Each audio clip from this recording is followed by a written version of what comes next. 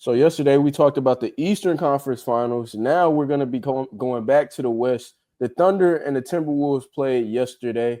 The Thunder got the best of the Timberwolves again, winning 118 to 103. That was a good Mm-hmm. game, though. So what are we kind of thinking going into this game three of this Thunder Wolves series? Because personally, I feel like it's a must win, of course, for Minnesota Mm-hmm. at the It crib, definitely is. changing sides.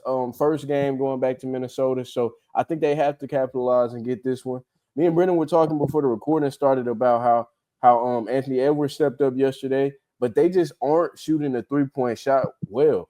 You know, I feel like there's Mm-hmm. a I feel like there's a need for guys like Dante DiVincenzo coming off the bench, Julius Mm-hmm. Randle, of course, and having his best 3-point shooting season ever. I feel like these are players who need to be stepping up and hitting these 3-point shots.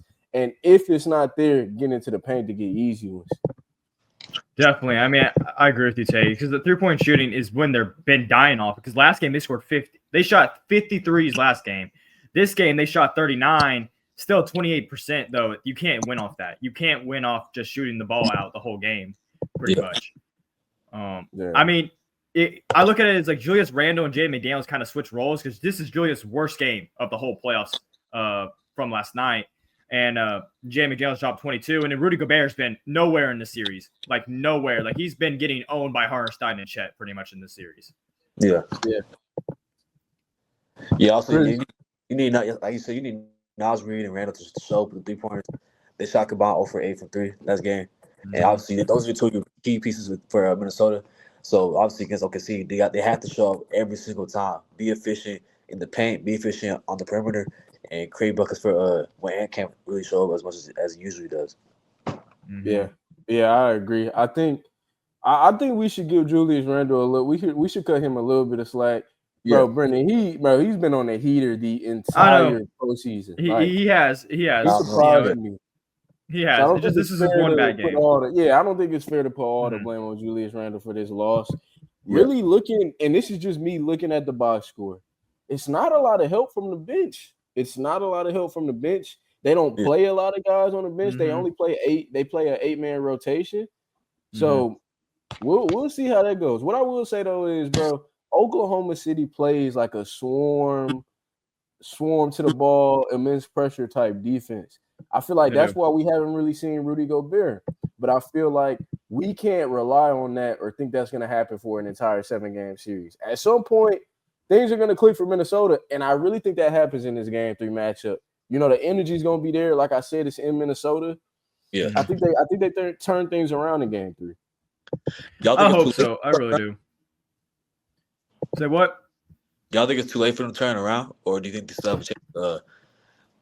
At least. No, it's not too late. It's not too It's late. still early in the series. You can Yeah. easily come back to OKC 2-2, if anything. You can come back 2-2. That's the best hope of it. Win both games at home.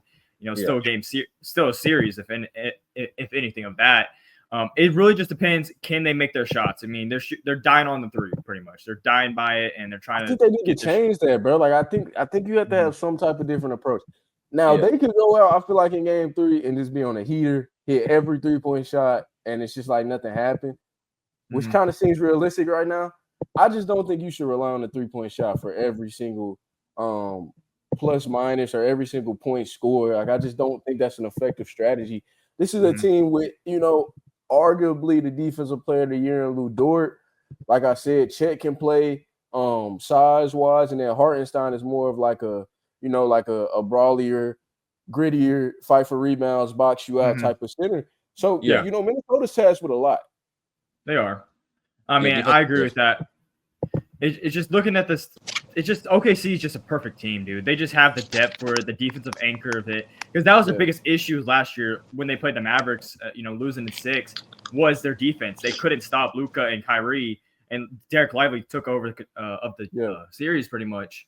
And PJ Washington too. They went out this offseason, got Alex Caruso and Hartenstein, 2 great defenders, and they've been phenomenal in this playoffs, playing great defense, helping OKC get to where they're at now.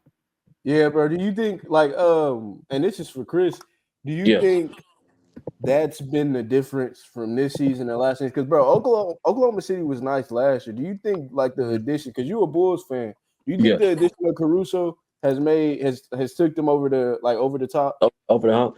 To an extent, yeah. Caruso, he's like what 30 or 29. He's on the older side, not the Yeah, most. somewhere around there. He isn't the oldest vet, but even having that presence there, because he's experienced, he's won a chip before, he's won a ring, he's played with LeBron, so he knows how to win. So I think having that presence there in the locker room, on the bench, that's a really good asset. So that was a really good trade for OKC because Giddey is a good player, but he's very ball dominant, right? You can't have Shea, J-Dub, and Giddey time to make it happen. You know what I'm saying? So getting Caruso to help with the defense and then provide some veteran help with their mindsets, that for sure helped them go over the hump. Because I think with Caruso, it would be the Mavs last year. They could have, honestly, because that was their biggest thing was losing. Yeah. They didn't have a defender on that thing. And you were saying Josh Giddey is a ball-dominant player. That just wasn't working in OKC because Shea is their ball-dominant player. And Chet is the two of that, too. So the spacing was horrible. Like, he's a phenomenal basketball player. I think we're seeing that in how he's playing in Chicago. But the spacing was just so effed up last season for them. So, yeah, I agree with all of y'all. Kind of more so honing in just on this game 3, in Minnesota. What are our predictions for this game? Just briefly, do we think Minnesota gets it done? Do we think we have a big night from Ant? Because I'm telling y'all right now, if the Thunder go up 3-0, it's over with. To be honest. I'm not gonna lie, I do think the Thunder will go into Minnesota and take this win. I feel like the Minnesota they have no real identity of basketball. It's simply it really relies on Nasri, DiVincenzo, and what's his name, Jaden McDaniels to knock down the threes. Which obviously, if it works, it works. But that's not really a reliable brand of basketball. You need consistent play.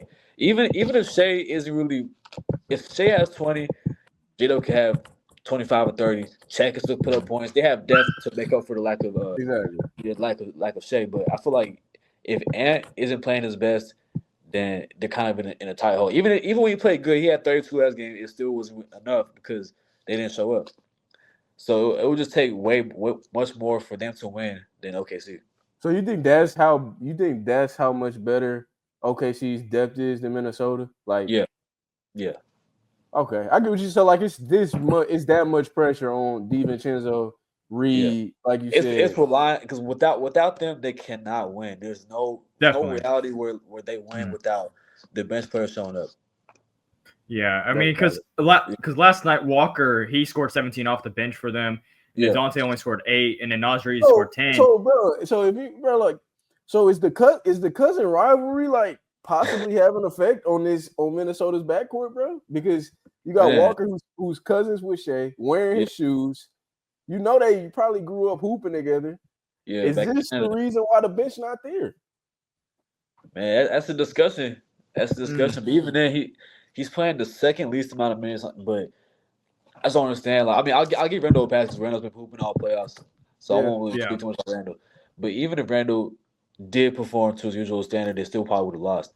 So the question is, where is Nas Reed? You know what I'm saying? Over 5 for 3. We're just shot chucking. He's 6'10". Yeah. Go to the paint. You know what I'm saying? Yeah, I agree with that. To be honest, if I had to point figures on the bench though, bro, and I'm not trying to just, ride no bike or nothing, but DiVincenzo, I feel like has shot the basketball horribly. 28% from 3 in this series versus Oklahoma City, and then 30% from the field in general. I feel like that's not gonna cut it, bro. That's inefficient, and he's shooting a lot of shots. If I had to add too, so maybe you get some things straightened out there. But I will say though, y'all, like being at home, playing in your home arena, I feel like relieves a lot of those small things that we're seeing be effect as they play these games in Oklahoma City. So I think once they get home, they can really fix a lot of these minor things that are causing them. Definitely, I agree with that, Tay. I mean, they should fix it. They'll find a way to get get this win in Game 3, hopefully. Because if they lose this game, I think the series is done. I mean, it's just like last season, going down 3-0 to the Mavericks last year, and then coming out winning a game, Game 4. But like, I just think they just need to find a way to win. I mean, Game 3 is an important game because if you're down 3-0, you lose the series, in my opinion. There's no way you're coming back from that. 100%. Now, okay, what I will say is this though, and this is my last question. Right. But the same way, and would y'all say that the Nugget series decided the MVP award? Who won the MVP? Nah, It did. In my opinion, it did. I think it did. So with I that, think so with that being said, do y'all think this series determines who's going to be, the new face of the NBA, Shea or Ant? nah. I think no to both questions because I feel like with the I think it's a no. Yeah, it's a no for both questions of that. No, I okay. think Wow. so. For the first one with the Nuggets series, I feel like uh Jokic proved he was the MVP, if anything, by showing how valuable he was to the team. He performed exceptionally well, and still wasn't enough because the Thunder, their team is so deep, bro. It didn't matter, and it Yeah. shows that it's levels to this, bro. Having Isaiah Joe, Casey Wallace, Cameron Williams, everybody was able to show up, but for Nuggets, it was just so limited, and they still went to Game 7, which shows the impact of Jokic and how valuable he is to that team. Now, as for you said face of the league, I don't know who is the face of the league. I feel like it We changes still don't. every 2 months. It changes whether it's Mhm. Luka, is Ant, is Shea, is Yep. Giannis. It just changes who's on top at the time. It's Yeah. hard to say it really is the face of the league. That is true. It's difficult to find that next face of the league because we know Braun's still the face of the league, of course, until he retires. Yeah. We're still waiting for that. We don't even know if Victor is the face of the league. We're just waiting until he gets in the playoffs. We can see That's what that. I'm saying. So it's like, are we? So y'all are we think that forcing- title is kind of interchangeable? Like, It is because last Yeah. year Jason Tatum was the face of the league. People could say that because he won the finals, was the shoot, NBA I mean, cover. people were saying Luka was going to be the face of the league even after they People lost. said Luka. Yeah, I know, but So it's really the just issue it's a hype train, bro. Whoever is playing the best, win the most games, bro. As of right now, this very second, you can say even Halliburton's face of the league, just off of right there. off the media. I It's will just- say though, I feel like to qualify to be the face of the league, you got to walk and talk like the face of the league. Yeah, So no, I I will say, agree with that. Like you think of face of the league, you think of LeBron, Kobe, Jordan, and Magic. You can't not like Reggie Miller or Moses Malone. You know what I'm saying? Like you gotta have that type of like that face of the league or type. Yeah. yeah. so, I mean, the only player that can come close to it is just you were saying Halliburton. I think Halliburton, but it's kind of crazy. Like people vote him as the most overrated player. It's kind of hilarious. Because the way I see that is like is. he's having a good like run, right? I don't know when it's gonna end, but he's having a good run. I'm not going.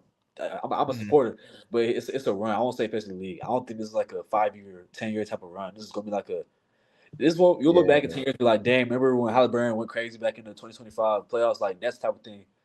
I agree with that. I'm not gonna hold my tongue too much, but I do feel like if anything, Halliburton's the face of the East, But we don't know what's gonna happen with Giannis, and so I don't want to give him no titles right now either. But he knows how to prove me wrong. So if the Pacers win the NBA championship, I'm telling you right now, we got to have a conversation about it. It's gonna be a very, very difficult conversation if they win the championship. Oh, definitely. It would because they win their first title. They won their first title ever. Speaking on Indiana, I want to show y'all this graphic from Front Office Sports I saw on Instagram today. What do we think about this? So the average viewers for Game 1 in the Eastern Conference Finals was the most watched opener since 2018, and then the opening for Game 1 of the Western Conference Finals was the least watched opener since 2021. About a million. Yeah, I mean, I'll say this. I mean, obviously, New York is probably the biggest market. Not probably is the biggest market. But more people are watching Eastern Conference basketball right now than Western Conference basketball, even with the MVP being in the West.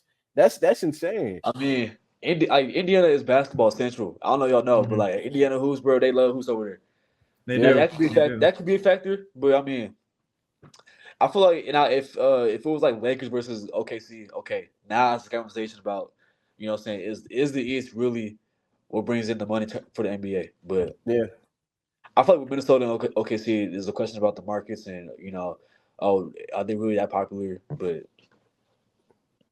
okay, so we'll definitely keep talking. This NBA playoffs. So game 2 of the Pacers-Knicks series, Game 1 was electric with the Halliburton game time shot. So hopefully we continue to get some good basketball. As always, I appreciate y'all for tuning in. We appreciate y'all for tuning in. Make sure y'all turn on post notifications. We're going to be trying to upload basically every day now. So make sure y'all stay tuned for all sports content. As always, we appreciate y'all.